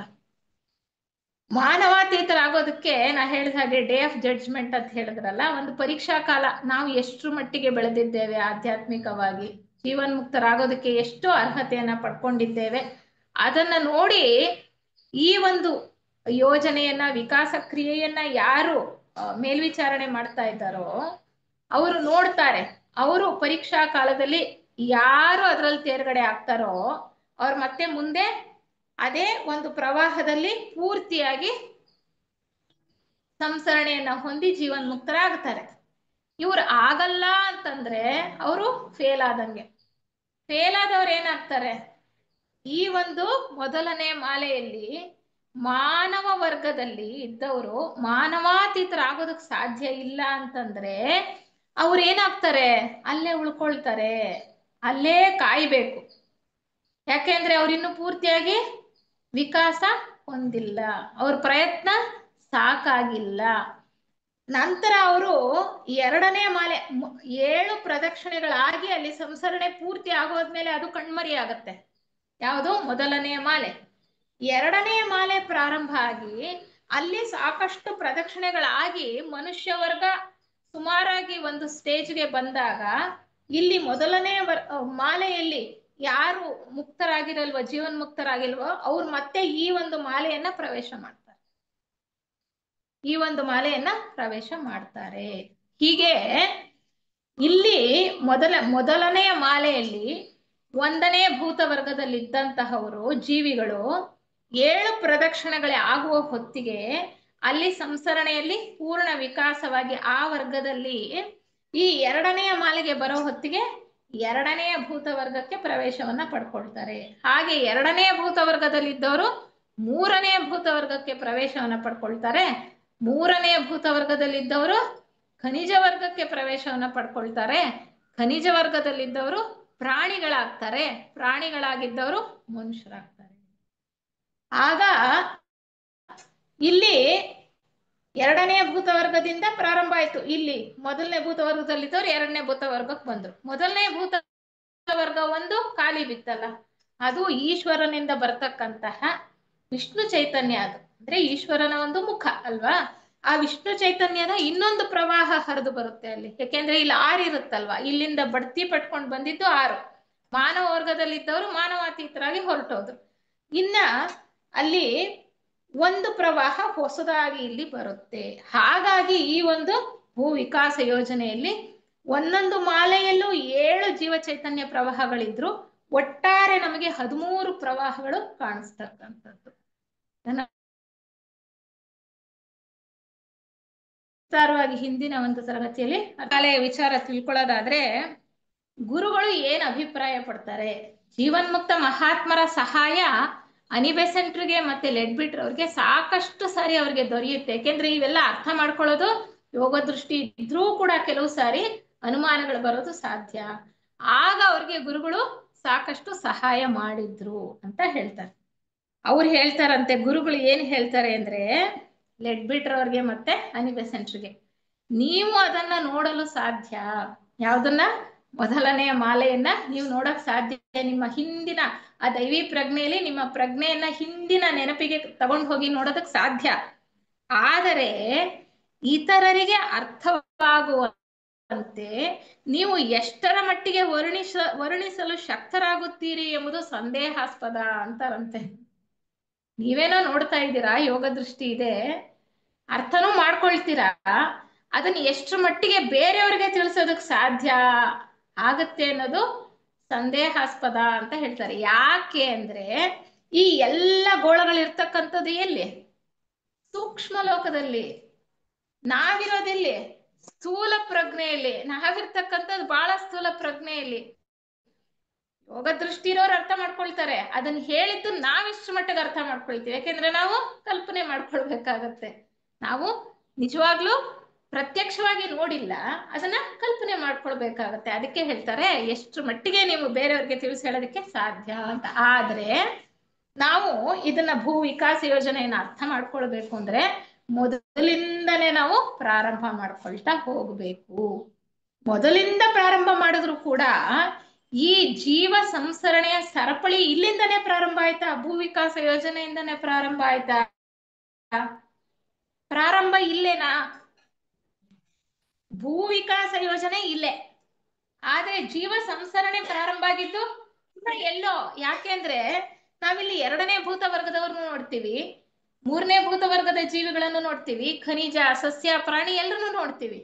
ಒಂದೊಂದು ಮಾಲೆಯಲ್ಲಿ 7 ಪ್ರದಕ್ಷಿಣೆಗಳಲ್ಲಿ ಒಂದೊಂದು ವರ್ಗದಲ್ಲಿ ಸಾಮಾನ್ಯ ಸ್ಥಿತಿಯಲ್ಲಿ ಪರಿಪೂರ್ಣತೆಯನ್ನ ಪಡ್ಕೊಳ್ಳೋದಕ್ಕೆ ಸಾಧ್ಯ. ಅಂದ್ರೆ ನಾವು ಈಗ ಪ್ರಸ್ತುತ 4ನೇ ಮಾಲೆಯಲ್ಲಿ ಮನುಷ್ಯರಾಗಿದ್ದೇವೆ ಅಂದ್ರೆ ಈ 3ನೇ ಮಾಲೆಯಲ್ಲಿ ಏನಾಗಿದ್ವಿ? ಪ್ರಾಣಿಗಳಾಗಿದ್ವಿ ಅಲ್ವಾ? ಇಲ್ಲಿ 3ನೇ ಮಾಲೆಯಲ್ಲಿ ಪ್ರಾಣಿಗಳಾಗಿದ್ವಿ, 2ನೇ ಮಾಲೆಯಲ್ಲಿ ಸಸ್ಯಗಳಾಗಿದ್ವಿ, 1ನೇ ಮಾಲೆಯಲ್ಲಿ ಖನಿಜ. ಅದನ್ನೇ ಇವರಿಬ್ರು ನೋಡ್ತಾ, ಅವರು 1ನೇ ಮಾಲೆಯಲ್ಲಿ ಅವ್ರು ಖನಿಜಗಳಾಗಿದ್ದು ಗೊತ್ತಾಯ್ತಂತ ಅವ್ರಿಗೆ. ಖನಿಜ ವರ್ಗದ ಪ್ರಜ್ಞೆಯಲ್ಲಿ ಇದ್ದಿದ್ದು ಅವ್ರಿಗೆ ಗೋಚರವಾಗತ್ತೆ, ಅನಿಬೆಸೆಂಟ್ರಿಗೆ ಮತ್ತೆ ಲೆಡ್ಬಿಟ್ರ್ ಅವ್ರಿಗೆ. ಇಲ್ಲಿ ಯಾಕೆ ಅರ್ಥ ಆಗೋದು ಕಷ್ಟ ಅಂದ್ರೆ 7 ಗೋಳಗಳು ಕೂಡ ಸೂಕ್ಷ್ಮ ಲೋಕದಲ್ಲಿ ಇರ್ತಕ್ಕಂಥದ್ದು. ಸೂಕ್ಷ್ಮ ಲೋಕದಲ್ಲಿ ಇಲ್ಲಿಯ ಹಾಗೆ ಎಲ್ಲವೂ ಕೂಡ ಸ್ಥಿರವಾಗಿರೋಲ್ಲ. ಇದು ಬಹಳ ಘನ, ಅಂದ್ರೆ ಇದು ಸ್ಥೂಲ. ಇಲ್ಲಿ ಎಲ್ಲವೂ ಇದ್ದಂತೆ ಇರುತ್ತೆ. ಚಲನೆ ಅಂತಕ್ಕಂಥದ್ದು ಬಹಳ ನಿಧಾನ. ಆದ್ರೆ ಸೂಕ್ಷ್ಮ ಲೋಕಗಳಲ್ಲಿ ಹೇಗೆ? ಚಲನೆ ಅಂತಕ್ಕಂಥದ್ದು ಬಹಳ ವೇಗವಾಗಿ ನಡೀತಾ ಇರುತ್ತೆ, ಬಹಳ ಫಾಸ್ಟ್ ಆಗಿ ಚಲನೆ ಇರುತ್ತೆ. ನಮ್ಮ ರೂಪಗಳು ಕೂಡ ಕ್ಷಣ ಕ್ಷಣಕ್ಕೂ ಬದಲಾಗ್ತಾ ಇರತ್ತಂತೆ. ನಮ್ಮ ರೂಪಗಳು ಕೂಡ ಕ್ಷಣ ಕ್ಷಣಕ್ಕೂ ಬದಲಾಗೋದು. ಯಾಕೆಂದ್ರೆ ಸೂಕ್ಷ್ಮ ಲೋಕದ ಪ್ರಕೃತಿಯಿಂದ ಆಗಿರ್ತಕ್ಕಂತಹ ರೂಪಗಳು, ಸೂಕ್ಷ್ಮ ಲೋಕದ ಪ್ರಕೃತಿಯಿಂದ ಆದಂತಹ ರೂಪಗಳಾದ್ರಿಂದ ಕ್ಷಣ ಕ್ಷಣಕ್ಕೂ ಅಲ್ಲಿ ಚಲನೆ ಇರ್ತಕ್ಕಂಥದ್ದು. ಅಂದ್ರೆ ಪ್ರತಿ ಕ್ಷಣವೂ ಅಲ್ಲಿ ಚಲನೆ ಬಹಳ ವೇಗವಾಗಿ ನಡೀತಾ ಇರೋದ್ರಿಂದ ಅದನ್ನ ಗ್ರಹಿಸೋದಕ್ಕೆ, ಅರ್ಥ ಮಾಡ್ಕೊಳ್ಳೋದಕ್ಕೆ ಕಷ್ಟ ಅಂತ ಹೇಳ್ತಾರೆ. ಆಯ್ತಲ್ವಾ? ಈ 7 ಗೋಳಗಳಿದೆಯಲ್ಲ, ನಮಗೆ ಇಲ್ಲಿ ನೋಡಿ 4ನೇ ಮಾಲೆಯಲ್ಲಿ ಭೂಮಿ ನಮ್ಗೆ ಸ್ಥಿರವಾಗಿ ಎಷ್ಟು ಚೆನ್ನಾಗಿ ಗೊತ್ತಾಗ್ತಾ ಇದೆ. ಅವ್ರು ಹೇಳ್ತಾರೆ 1ನೇ ಮಾಲೆಯಲ್ಲಿ ಆ ಗೋಳಗಳಿದೆಯಲ್ಲ ಅವು ಹೆಂಗ್ ಕಾಣಿಸ್ತಾವಪ್ಪ ಅಂದ್ರೆ ಬೆಳಕಿನ ಕೇಂದ್ರಗಳ ಕಾಣಿಸ್ತಾವಂತೆ. ಈ ಗೋಳಗಳು ಬೆಳಕಿನ ಕೇಂದ್ರಗಳ ಕಾಣಿಸ್ತಾವಂತೆ. ಅವ್ರು ಹೆಂಗ್ ವರ್ಣನೆ ಮಾಡ್ತಾರೆ ಅಂದ್ರೆ ಬೆಳಕಿನ ಸಾಗರದಲ್ಲಿ ಬೆಳಕಿನ ಸಾಗರದಲ್ಲಿ ಈ ಬೆಳಕಿನ ಕೇಂದ್ರಗಳ ಹಾಗೆ ಇವೆ ಅಂತ ಹೇಳ್ತಾರೆ. ಹೆಂಗೆ ಅಂದ್ರೆ ನೀರಲ್ಲಿ ಸುಳಿ ಹೇಳುತ್ತಲ್ವಾ, ನೀರಲ್ಲಿ ಸುಳಿ ಹೇಳಲ್ವಾ, ನೀರೊಳಗಡೆ ನೀರಿಂದೇ ಸುಳಿ, ಹೌದಾ? ಅದು ಎಷ್ಟು ವೇಗವಾಗಿ ಚಲಿಸ್ತಾ ಇರತ್ತೆ. ಹಾಗೆ ಈ ಬೆಳಕಿನ ಸಾಗರದಲ್ಲಿ ಬೆಳಕಿನ ಸುಳಿಗಳ ಹಾಗೆ ಆ ಕೇಂದ್ರಗಳು ಇರ್ತಾವಂತೆ. ಅವು ಅಷ್ಟು ವೇಗವಾಗಿ ಚಲನೆ ಇರೋದ್ರಿಂದ ಗ್ರಹಿಸೋದು ಕಷ್ಟ. ಅಲ್ಲಿ 7 ಪ್ರದಕ್ಷಿಣೆಗಳು ಬರ್ಬೇಕಲ್ಲ, ಜೀವ ಚೈತನ್ಯ 7 ಪ್ರವಾಹಗಳಿದೆ, 7 ಸುತ್ತುಗಳು, 7 ಪ್ರದಕ್ಷಿಣೆ ಆಗ್ಬೇಕಲ್ಲ, ಸುತ್ತು ಹೀಗೆ 7 ಸಾರಿ. ಅವನ್ನ ಬೇರೆ ಬೇರೆಯಾಗಿ ಗ್ರಹಿಸೋದೇ ಕಷ್ಟ ಅಂತ ಹೇಳ್ತಾರೆ. ಅಷ್ಟು ವೇಗವಾಗಿರೋದ್ರಿಂದ ಚಲನೆ, ಅದನ್ನ ಗ್ರಹಿಸೋದು ಕಷ್ಟ ಅಂತ ಹೇಳ್ತಾರೆ. ಇರ್ಲಿ, ಇನ್ನೊಂದು ವಿಚಾರ ಅವ್ರು ಏನ್ ಹೇಳ್ತಾರಪ್ಪ ಅಂದ್ರೆ, ಈ ಒಂದು ಭೂ ವಿಕಾಸ ಯೋಜನೆಯಲ್ಲಿ ಮೊದಲನೇ ಮಾಲೆ ಅಂತ ನಾವು ತಗೊಂಡ್ರೆ ಅದೇ ಪ್ರಾರಂಭ ಏನಲ್ಲ. ಈಗಾಗಲೇ ನಾವು ವಿಚಾರ ಮಾಡಿದ್ವಿ, ಹಿಂದಿನ ಒಂದು ಯಾವುದೋ ವಿಕಾಸ ಯೋಜನೆಯಲ್ಲಿ ನಾವೆಲ್ಲ ವಿಕಾಸ ಆಗಿದ್ದೀವಿ. ಪ್ರಸ್ತುತ ನಾವು ಮನುಷ್ಯರಾಗಿದ್ದೀವಿ ಅಂದ್ರೆ ಮೊದಲನೇ ಮಾಲೆಯಲ್ಲಿ ನಾವು ಖನಿಜವಾಗಿದ್ವಿ. ಹಿಂದೆ 3 ಭೂತ ವರ್ಗಗಳು, ಬೇರೆ ಯಾವುದೋ ಒಂದು ವಿಕಾಸ ಯೋಜನೆಯಲ್ಲಿ ಆ 3 ವರ್ಗಗಳಲ್ಲಿ ನಾವು ವಿಕಾಸ ಹೊಂದಿ ನಂತರ ಈ ಭೂ ವಿಕಾಸ ಯೋಜನೆಯಲ್ಲಿ ಖನಿಜವಾಗಿ ಈ ಡಿ ಗೋಳ ಇದೆಯಲ್ಲ, ಡಿ ಗೋಳ ಅತ್ಯಂತ ಕೆಳಗಿರ್ತಕ್ಕಂತಹ ಗೋಳದಲ್ಲಿ ಬಂದು ಪ್ರವೇಶ ಮಾಡಿದ್ವಿ. ಅಷ್ಟನ್ನ ಅವರು ಕಂಡುಕೊಂಡಿದ್ದಾರೆ, ಯೋಗ ದೃಷ್ಟಿಯಲ್ಲಿ ಅವರು ಕಂಡುಕೊಂಡಿರ್ತಕ್ಕಂಥದ್ದು. ಅದಕ್ಕೆ ಹೇಳ್ತಾರೆ ಇದೊಂದು ಜೀವ ಚೈತನ್ಯ ಸರಪಳಿ. ಜೀವ ಚೈತನ್ಯ ಸರಪಳಿ, ದೊಡ್ಡ ಸರಪಳಿ, ಇದೊಂದೇ ಅಲ್ಲ. ಈ ಭೂ ವಿಕಾಸ ಯೋಜನೆ ಅಂತಕ್ಕಂಥದ್ದು ಆ ಸರಪಳಿಯಲ್ಲಿನ ಒಂದು ಕೊಂಡಿ ಅಂತ ಹೇಳ್ತಾರೆ. ಆ ಸರಪಳಿಯಲ್ಲಿರ್ತಕ್ಕಂಥ ಒಂದು ಕೊಂಡಿ ನಮ್ಮ ಈ ಭೂ ವಿಕಾಸ ಯೋಜನೆ. ಆ ಕೊಂಡಿ ಏನ್ರಿಂದ ಮಾಡಲ್ಪಟ್ಟಿದೆ ನಾವು ಅರ್ಥ ಮಾಡ್ಕೊಳ್ಳೋದಕ್ಕೆ ಅವ್ರು ಯಾವ ತರ ವಿವರಣೆ ಕೊಡ್ತಾರೆ ಅಂತ. ಕೊಂಡಿ ಒಂದು ಲೋಹದಿಂದ ಆಗಿದೆ, ಸರಪಳಿನೇ ಒಂದು ಲೋಹ. ಆ ಲೋಹ ಎಲ್ಲಿಂದ ಬಂತು? ಎಲ್ಲೋ ಭೂಮಿನಲ್ಲಿ ಅಡ್ಕೊಂಡಿತ್ತು ಅಲ್ವಾ? ಆ ಭೂಮಿನಲ್ಲಿ ತೆಗೆದು ಅದರನ್ನ ತೆಗೆದು ಅದನ್ನ ಸಂಸ್ಕಾರ ಮಾಡಿ ಅದನ್ನ ಒಂದು ಮಟ್ಟಕ್ಕೆ ತಂದು ಅದರಲ್ಲಿ ಇರ್ತಕ್ಕಂಥ ಕಲ್ಮಶಗಳನ್ನೆಲ್ಲ ತೆಗೆದು ಅದನ್ನ ಒಂದು ಲೋಹವಾಗಿ ಪರಿವರ್ತನೆ ಮಾಡಿ ನಂತರ ಆ ಲೋಹದಿಂದ ಸರಪಳಿಯ ಒಂದು ಕೊಂಡಿಯಾಗಿದೆ. ಅಂದ್ರೆ ಈ ಭೂ ವಿಕಾಸ ಯೋಜನೆಯನ್ನ ಒಂದು ಕೊಂಡಿಗೆ ಹೋಲಿಸ್ತಾರೆ. ಅದು ಪ್ರಾರಂಭನ ಜೀವ ವಿಕಾಸ ಇಲ್ಲ, ಯಾಕೆಂದ್ರೆ ಅದರಲ್ಲಿ ಇರ್ತಕ್ಕಂಥ ಲೋಹ ಇನ್ನ ಎಲ್ಲೋ ಯಾವುದೋ ಭೂಗರ್ಭದಲ್ಲಿ ಅಡಗಿದ್ದಂಥದ್ದು, ಅಲ್ಲಿಂದ ಒಂದು ಸಂಸ್ಕಾರಗೊಂಡು ಬಂದಿರುವಂಥದ್ದು. ಆ ರೀತಿಯ ಒಂದು ವಿವರಣೆಯನ್ನು ಅವರು ಕೊಡ್ತಾ ಹೋಗ್ತಾರೆ. ಯಾಕೆ ಹೇಳ್ತಾ ಇದ್ದೀನಿ ಅಂದ್ರೆ, ಪುಸ್ತಕಗಳಿರೋರು ನಾವು ಅಧ್ಯಯನ ಮಾಡ್ಬೋದು, ಅಧ್ಯಯನ ಮಾಡಿದಾಗ ಇದೊಂದು ವಿಚಾರ ಬಿಟ್ಟು ಹೋಗಿದೆ, ಅರ್ಥ ಆಗ್ಲಿಲ್ಲ ಅಂತ ಅನ್ಕೊಳ್ಬಹುದು ಅನ್ನೋ ದೃಷ್ಟಿಯಿಂದ ನಾನು ಅದನ್ನು ಹೇಳ್ತಾ ಇದ್ದೀನಿ. ಹೀಗೆ ನಾವು ಈಗಾಗಲೇ ತಿಳ್ಕೊಂಡ ಹಾಗೆ ಈ ಮಾಲೆಯಲ್ಲಿ ಇರ್ತಕ್ಕಂತಹ ಗ್ರಹಗಳು ಆ ಬೆಳಕಿನ ಸಾಗರದಲ್ಲಿ ಬೆಳಕಿನ ಸುಳಿಗಳ ಹಾಗೆ ಕಾಣಿಸ್ತಾ ಇವೆ. ಅಲ್ಲಿ ನಮ್ಮ 2 ಸಂಶೋಧಕರು, ಲೆಡ್ಬಿಟ್ರು ಮತ್ತೆ ಅನಿಬೆಸೆಂಟ್ರು, ಆ ಒಂದು ಪ್ರಜ್ಞೆಯಲ್ಲಿ ಅಲ್ಲಿ ನೋಡಿದ್ರಲ್ಲ, ಅಲ್ಲಿ ಫಸ್ಟ್ ಅವ್ರಿಗೆ ಕಾಣಿಸಿದ್ದೇನಪ್ಪಾ ಅಂದ್ರೆ ಅವರ ಪ್ರಜ್ಞೆ ಹಿಮ್ಮುಖವಾಗಿ ಹೋಗಿ ಆ ಒಂದು ಗೋಳಮಾಲೆಯ ಒಂದು ಸ್ಥಿತಿಯಲ್ಲಿ ಅವರು ನೋಡಿದ್ದು, ಅಲ್ಲಿ ಒಂದು ಮಾನವ ವರ್ಗ ಕಾಣಿಸ್ತ ಅವ್ರಿಗೆ. ಅಂದ್ರೆ ಅಲ್ಲಿ ಮನುಷ್ಯರು ಇದ್ರು, ಮಾನವ ವರ್ಗ ಇತ್ತು, ಅದು ಭವ್ಯವಾದಂತಹ ಮಾನವ ವರ್ಗ ಅಂತ ಹೇಳ್ತಾರೆ. ಎಲ್ಲ ಸೂಕ್ಷ್ಮ ಲೋಕಗಳಿಂದ ನಡೀತಾ ಇರತಕ್ಕಂತಹ ವಿಕಾಸ ಅದು ಅಲ್ವಾ? ಆ ಒಂದು ಈ ಒಂದು ಮೊದಲನೆಯ ಮಾಲೆ ಇದೆಯಲ್ಲ, ಆ ಮಾಲೆಯಲ್ಲಿ ಮನುಷ್ಯ ವರ್ಗಕ್ಕೆ ಮನುಷ್ಯಾತೀತರಾಗೋದಕ್ಕೆ ಅಂದ್ರೆ ಜೀವನ್ಮುಕ್ತರಾಗೋದಕ್ಕೆ ಇದ್ದಂತಹ ಒಂದು ಗುರಿ ಏನಪ್ಪಾ ಅಂದ್ರೆ ಮೊದಲನೇ ದೀಕ್ಷೆ ಅಂತ ಹೇಳ್ತಾರೆ. ಅಂದ್ರೆ ಒಂದೇ ದೀಕ್ಷೆ. ಈಗ ನಾವೇನ್ ಹೇಳ್ತೀವಿ ಜೀವನ್ಮುಕ್ತರಾಗೋದಕ್ಕೆ? ಪ್ರಸ್ತುತ ನಮ್ಮ ಥಿಯಾಸಫಿ ವಾಂಗ್ಮಯದಲ್ಲಿ ಮನುಷ್ಯ ಈ ಭೂಮಿಯ ಮೇಲೆ ನಾವೆಲ್ಲ ಇದ್ದೀವಲ್ಲ, ನಮ್ಗೆ ಎಷ್ಟು ದೀಕ್ಷೆಗಳಾಗ್ಬೇಕು ಜೀವನ್ಮುಕ್ತರಾಗೋದಕ್ಕೆ?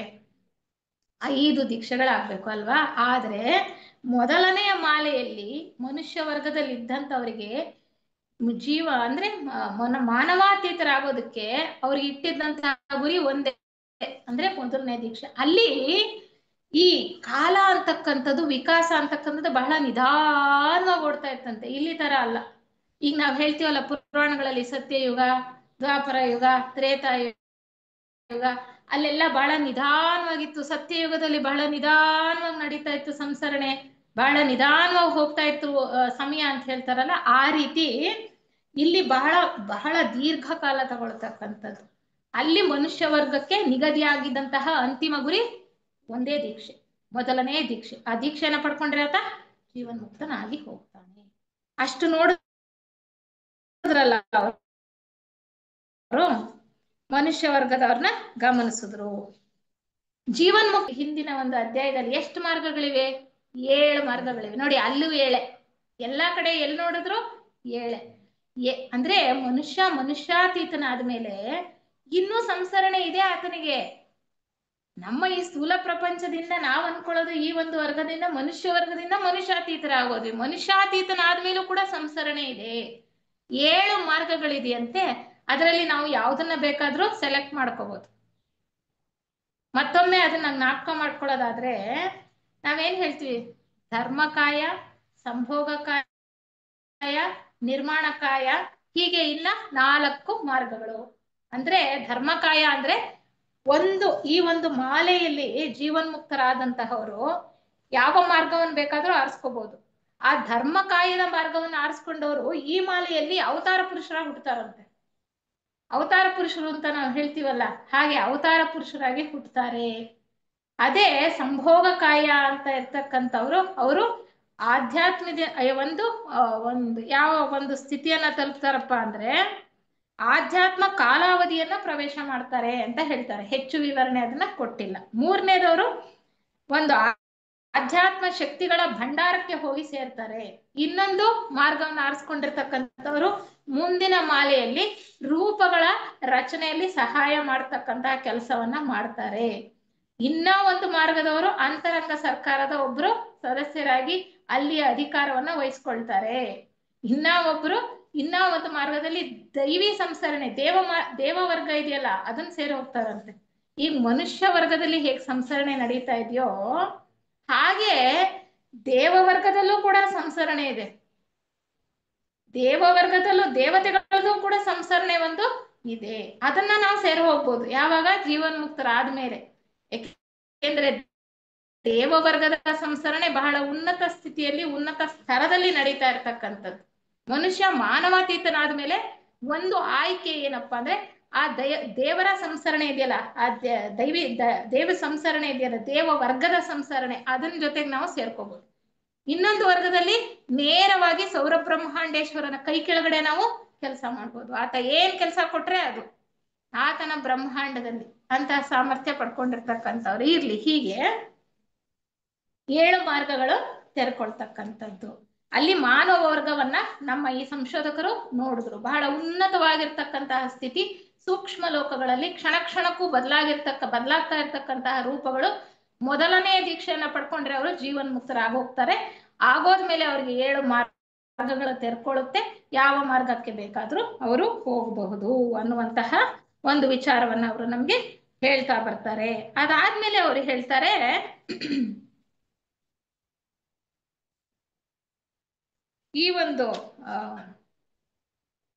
ಈ ಮಾಲೆಯಲ್ಲಿ ಅವರು ಆ ಮಾನವ ವರ್ಗವನ್ನ ನೋಡಿದ ನಂತರ ಖನಿಜ ವರ್ಗವನ್ನ ನೋಡ್ತಾರೆ. ಅಂದ್ರೆ ಅವ್ರ ದೃಷ್ಟಿನ ಖನಿಜ ವರ್ಗದ ಕಡೆ ಹಾಯಿಸ್ತಾರೆ. ಮೊದಲು ಮನುಷ್ಯ ವರ್ಗವನ್ನ ನೋಡಿದ್ರು ಆ ಮೊದಲನೇ ಮಾಲೆಯಲ್ಲಿ, ನಂತರ ಖನಿಜಗಳ ಕಡೆಗೆ ಅವರ ಗಮನ ಅಥವಾ ಅವರ ದೃಷ್ಟಿ ಹರಿಯಿತು. ಅಲ್ಲಿ ಅವರನ್ನ ಕಂಡುಕೊಂಡ್ರಂತೆ. ಅವ್ರು ಹೇಳ್ತಾರೆ, ನಾವಲ್ಲಿದ್ವಿ, ಆ ಗುಂಪಲ್ಲಿ ನಾವು ಇದ್ವಿ ಅಂತ. ಆ ಖನಿಜ ವರ್ಗದಲ್ಲಿ ಅವರು ಇರ್ತಾರೆ. ಅಲ್ಲಿ ಹೇಳ್ತಾರೆ, ಈ ಖನಿಜ ವರ್ಗದಲ್ಲಿ ಇದ್ದಂತಹ ನಾವು ಈ ಮೊದಲನೇ ಮಾಲೆಯಲ್ಲಿ ಖನಿಜ ವರ್ಗದಲ್ಲಿ ಇದ್ದಂತಹ ಎಷ್ಟೋ ಜೀವಿಗಳು 2ನೇ ಮಾಲೆಯಲ್ಲಿ ಸಸ್ಯಗಳಾಗಿ ಬಂದಿದ್ದೇವೆ, ನಂತರ ಪ್ರಾಣಿಗಳಾಗಿ ಬಂದಿದ್ದೇವೆ, ನಂತರ ಈ ಒಂದು 4ನೇ ಮಾಲೆಯಲ್ಲಿ ಮನುಷ್ಯರಾಗಿದ್ದೇವೆ ಅಂತ ಅವರು ಕಂಡುಕೊಳ್ತಾರೆ. ಅವರ ಯೋಗ ದೃಷ್ಟಿಯಲ್ಲಿ ಅವರು ಕಂಡುಕೊಳ್ತಾರೆ. ಈ ವಿಚಾರಗಳನ್ನ ಅವರು ಹೇಳ್ತಾ ಬರ್ತಾರೆ. ಇನ್ನೂ ಬಹಳ ವಿಚಾರಗಳಿದೆ, ಸ್ವಲ್ಪ ಅರ್ಥ ಮಾಡ್ಕೊಳ್ಳೋದು ಕಷ್ಟ ಆಗ್ತದೆ ಹೇಳ್ತಾ ಹೋದ್ರೆ. ಇರ್ಲಿ, ಇಲ್ಲಿ ಹೇಗಿರುತ್ತೆ ಈ ಒಂದು ಎಲ್ಲಾ ವರ್ಗಗಳು, ಖನಿಜಗಳು ಇರ್ತವೆ, ಸಸ್ಯಗಳು ಇರ್ತವೆ, ಪ್ರಾಣಿಗಳು ಇರ್ತವೆ, ಮನುಷ್ಯ ವರ್ಗದವರು ಇರ್ತಾರೆ. ನಾನೀಗ ಆಗಾಗ್ಲೇ ಹೇಳಿದ ಹಾಗೆ ಅಲ್ಲಿ ರೂಪಗಳು ಕ್ಷಣ ಕ್ಷಣಕ್ಕೂ ಬದಲಾಗ್ತಾ ಇರುತ್ತೆ, ಸ್ಥಿರವಾಗಿರ್ತಕ್ಕಂಥದ್ದು ಇಲ್ಲ, ಬಹಳ ಕಷ್ಟ. ಈಗ ಸಸ್ಯಗಳು ಪ್ರಾಣಿಗಳು ಎಲ್ಲ ಓಡ್ತಾ ಇರೋಂಗ್ ಕಾಣಿಸುತ್ತಂತೆ.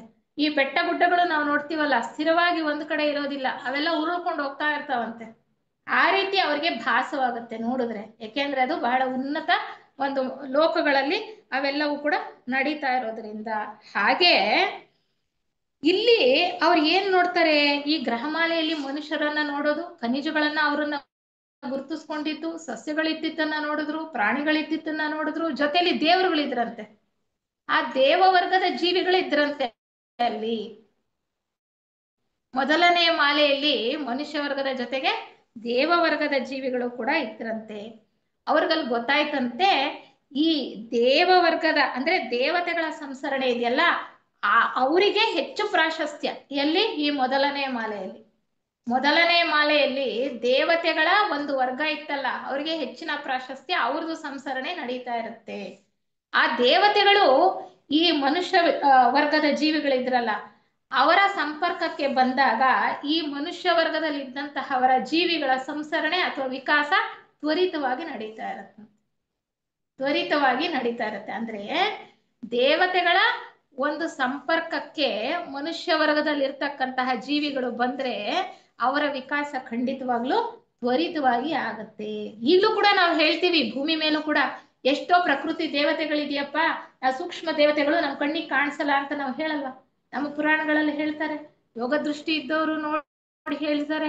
ಅದೇ ರೀತಿ ಅಲ್ಲೂ ಕೂಡ ದೇವವರ್ಗದ ಸಂಸರಣೆ ನಡೀತಾ ಇತ್ತು, ದೇವತೆಗಳಿದ್ರು. ಅವರ ಮಾನವ ವರ್ಗದಲ್ಲಿ ಇದ್ದಂಥವರು ಈ ದೇವತೆಗಳ ಸಂಪರ್ಕಕ್ಕೆ ಬಂದಾಗ ಅವರ ವಿಕಾಸ ಅಂತಕ್ಕಂಥದ್ದು ತ್ವರಿತವಾಗಿ ಆಗ್ತಾ ಇತ್ತು ಅನ್ನೋದು. ಮತ್ತೆ ಈ ಒಂದು ಏನು ಮಾಲೆಯಲ್ಲಿ ಮನುಷ್ಯಾತೀತರಾಗಿ ಹೋಗ್ತಾರಲ್ಲ, ಅದರಲ್ಲಿ ಒಂದು ವರ್ಗದವರು, 7 ಮಾರ್ಗಗಳನ್ನ ಹೇಳಿದ್ನಲ್ಲ, ಒಂದು ವರ್ಗದವರು ಆರಿಸ್ಕೊಂಡಂಥವ್ರು ಮುಂದಿನ ಒಂದು ಮಾಲೆಯಲ್ಲಿ ಇದ್ದಂತಹ ವಿಕಾಸ ಯೋಜನೆಯಲ್ಲಿ ಹೆಚ್ಚು ಸಹಕಾರ ಕೊಡ್ಲಿಕ್ಕೋಸ್ಕರ ಅವರು ಅಲ್ಲಿ ಕೆಲಸವನ್ನ ವಹಿಸ್ಕೊಂಡು ಹೋಗ್ತಾರೆ. ಅವ್ರನ್ನ ಏನಂತಾರೆ ಅಂತಂದ್ರೆ, ಸೀಕ್ರೆಟ್ ಡಾಕ್ಟ್ರಿನಲ್ಲಿ ಹೇಳ್ತಾರೆ, ಅವರನ್ನ ಬರ್ಹಿಷತ್ ಪಿತೃಗಳು ಅಂತ ಕರೀತಾರಂತೆ. ಸೀಕ್ರೆಟ್ ಡಾಕ್ಟ್ರಿನಲ್ಲಿ HP ಬ್ಲವಾಟ್ಸ್ಕಿ ಅವರು ಈ ಮೊದಲನೆಯ ಮಾಲೆಯಲ್ಲಿ ಮಾನವ ವರ್ಗದಲ್ಲಿದ್ದವರು ಮಾನವಾತೀತರಾಗಿ ಹೋಗ್ತಾರಲ್ಲ, ಅವರನ್ನ ಬರ್ಹಿಷತ್ ಪಿತೃಗಳು ಅಂತ ಕರೀತಾರೆ. ಬರ್ಹಿಷತ್ ಪಿತೃಗಳು ಮಾನವಾತೀತರಾಗಿ ಹೋದಂಥವ್ರು. ಇವರು 2ನೇ ಮಾಲೆಯಲ್ಲಿ ಬರ್ಹಿಷತ್ ಪಿತೃಗಳಾಗಿ ಬರ್ತಾರೆ. ಮೊದಲನೇ ಮಾಲೆಯಿಂದ 2ನೇ ಮಾಲೆಗೆ ಬರ್ಹಿಷತ್ ಪಿತೃಗಳಾಗಿ ಬರ್ತಾರೆ. ಈ ವಿಕಾಸ ಯೋಜನೆಯಲ್ಲಿ ಅವರ ಕೈ ಜೋಡಿಸ್ತಾ ಈ ವಿಕಾಸ ಕ್ರಿಯೆ ಮುಂದುವರ್ಕೊಂಡು ಹೋಗೋದಕ್ಕೆ, ಇನ್ನ ಅಧಿಕಾರ ಶ್ರೇಣಿಯಲ್ಲಿ ಎಷ್ಟೋ ಜನ ಇದ್ದಾರಲ್ಲ ಇಲ್ಲಿ ಸಂಸರಣೆಯನ್ನ ನೋಡ್ಕೊಂಡು ಮುಂದುವರಿಸ್ಕೊಂಡು ಹೋಗೋದಕ್ಕೆ, ಅವ್ರ ಕೈ ಕೆಳಗಡೆ ಕೆಲಸ ಮಾಡೋದಕ್ಕೆ ಅವರು ತಯಾರಾಗಿರ್ತಾರೆ. ಹಾಗೆ ಇವರು ಬರ್ಹಿಷತ್ ಪ್ರಭುಗಳು ಅಂತ 2ನೇ ಮಾಲೆಯಲ್ಲಿ ಕರೆಯಲ್ಪಟ್ರೆ, 3ನೇ ಮಾಲೆಯಲ್ಲಿ ಅವ್ರು ಇನ್ನೂ ಉನ್ನತ ಮಟ್ಟಕ್ಕೆ ಬೆಳೆದಿರ್ತಾರಂತೆ. ಅವರು ಅಲ್ಲೂ ಕೂಡ ಬರ್ತಾರಂತೆ. ಅವ್ರನ್ನ ಅಗ್ನಿಶ್ವಾತ್ತ ಪಿತೃಗಳು ಅಂತ ಕರೀತಾರೆ. ಅಗ್ನಿಶ್ವಾತ್ತ ಪಿತೃಗಳು ಅಂತ ಕರೀತಾರೆ. ಎಲ್ಲಿ? 3ನೇ ಮಾಲೆಯಲ್ಲಿ. ಅದೇ ಈ 4ನೇ ಮಾಲೆಗೂ ಬರ್ತಾರೆ, ಭೂಗ್ರಹಕ್ಕೂ ಬರ್ತಾರೆ. ಮಾನವಾತೀತ ಮಾನಸ ಪುತ್ರರು ಅಂತ ಕರೀತಾರೆ. ನಾವು ಕೆಲವು ನಮ್ಮ ಥಿಯಾಸಫಿ ವಾಂಗ್ಮಯದಲ್ಲಿ ಓದಿದ್ರೆ ಈ ಮಾನಸ ಪುತ್ರರು, ಬ್ರಹ್ಮ ಮಾನಸ ಪುತ್ರರು ಅಂತಾರೆ. ಈ ಮಾನಸ ಪುತ್ರರು ಬಂದ್ರು, ಮನುಷ್ಯಾತೀತರಾದತ್ತವರು ಬಂದ್ರು ಇಲ್ಲಿ ಸಂಸರಣೆಯನ್ನ ಬೇಗ ಮುಂದುವರ್ಸ್ಕೊಂಡು ಹೋಗೋದಕ್ಕೆ ಅಂತ ನಾವು ಓದ್ತೇವಲ್ಲ. ಇವರು ಮಾನವಾತೀತರಾಗಿ ಒಂದು ಮಾರ್ಗವನ್ನ ಆರಿಸ್ಕೊಂಡು ಮುಂದೆ ಯೋಜನೆಗಳಲ್ಲಿ, ಮುಂದೆ ಮಾಲೆಗಳಲ್ಲಿ ವಿಕಾಸ ಮುಂದುವರ್ಸ್ಕೊಂಡು ಹೋಗೋದಕ್ಕೆ ಬಂದಂತಹವರು. ಅದಕ್ಕೆ ಹೇಳ್ತಾರೆ, ಈ ಭೂಗ್ರಹಕ್ಕೆ ಬಂದಂತಹ ಈ ಮಾನವಾತೀತ ಮಾನಸ ಪುತ್ರರ ಅತ್ಯುನ್ನತ ವರ್ಗದಲ್ಲಿ ಒಂದು ವರ್ಗ ಅಂತೆ. ಈ ರೀತಿ ಬಂದವರು, ಮೊದಲನೇ ಮಾಲೆಯಿಂದ ಮುಂದುವರ್ಕೊಂಡು ಬಂದವರು ಒಂದು ವರ್ಗ. ಈ ಮಾನಸ ಪುತ್ರರು ಅನೇಕ ರೀತಿ ಇರ್ತಾರೆ. ನಾವು ಹೇಳ್ತೀವಿ, ಈಗ ಭೂಮಿ ಮೇಲೆ ಶುಕ್ರ ಗ್ರಹದಿಂದ ಸನತ್ ಕುಮಾರರು ಬಂದ್ರು, ಅವ್ರ ಜೊತೆಲಿ 3 ಜನ, ಅವ್ರ ಜೊತೆಗೆ ಇನ್ನಷ್ಟು ಜನ ಬಂದ್ರು, ಇಲ್ಲಿ ಬಂದ್ರು, ವಿಕಾಸ ಕ್ರಿಯೆ ಮುಂದುವರ್ಸ್ಕೊಂಡು ಹೋದ್ರು. ಆ ರೀತಿ ಹೇಳ್ತೇವಲ್ಲ, ಇವರು ಒಂದು ಮಾನವಾತೀತ ವರ್ಗವೇ. ಆ ರೀತಿ ಬರ್ತಾರೆ ಅಂತ ಅವರು ಇಲ್ಲಿ ಹೇಳ್ತಾರೆ.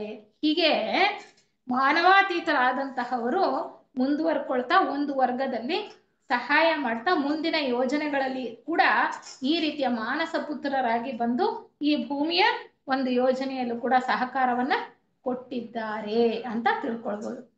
ವಿಚಾರಗಳು ತುಂಬಾ ಇದೆ. ಆಸಕ್ತಿ ಇರೋರು ಖಂಡಿತ ಪುಸ್ತಕ ತೆಗೆದು ಓದಿ. 4 ಸರಿ ಅಲ್ಲ 5 ಸರಿ ಓದಿದ್ರೆ ಅರ್ಥ ಆಗೋದು.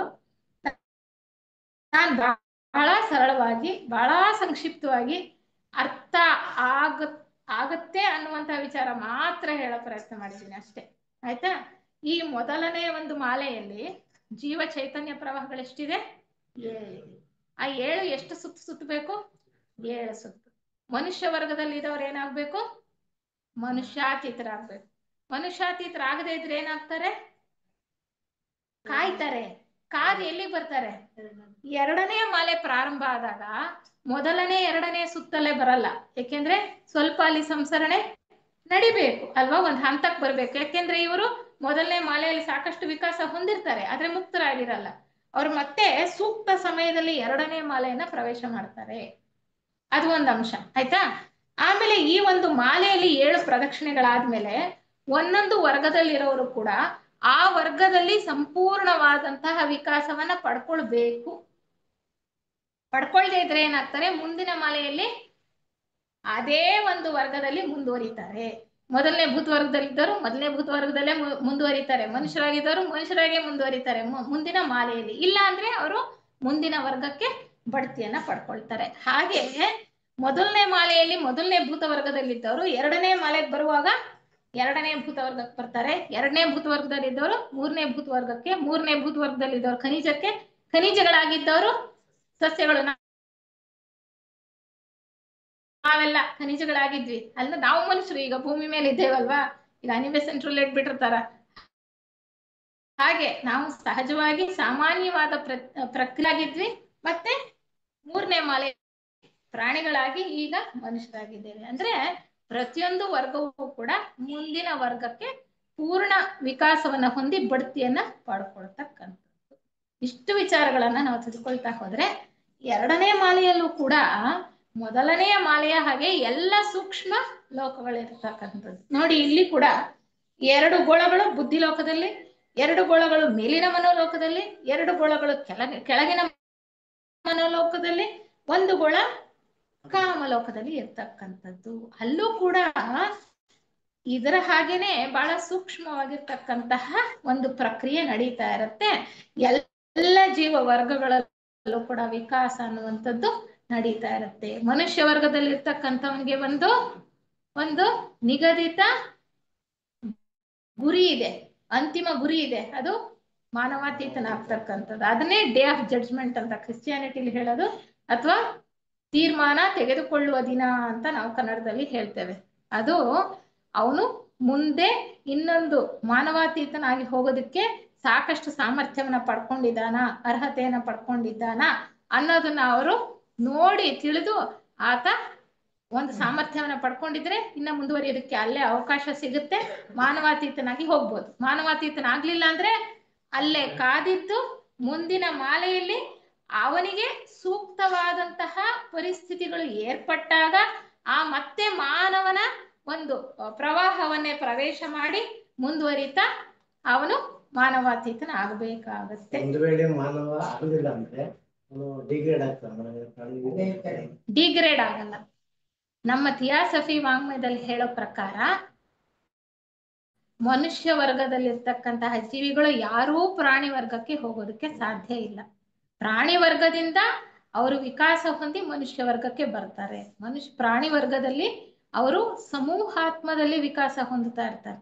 ಆದ್ರೆ ಮನುಷ್ಯ ವರ್ಗಕ್ಕೆ ಬಂದ ನಂತರ ಪ್ರತ್ಯೇಕ ಆತ್ಮ ಅವರಿಗೆ ಸೃಷ್ಟಿ ಆಗ್ತಕ್ಕಂಥದ್ದು ವ್ಯಕ್ತಿ ಆತ್ಮ ಅಂತ ಹೇಳ್ತೀವಿ.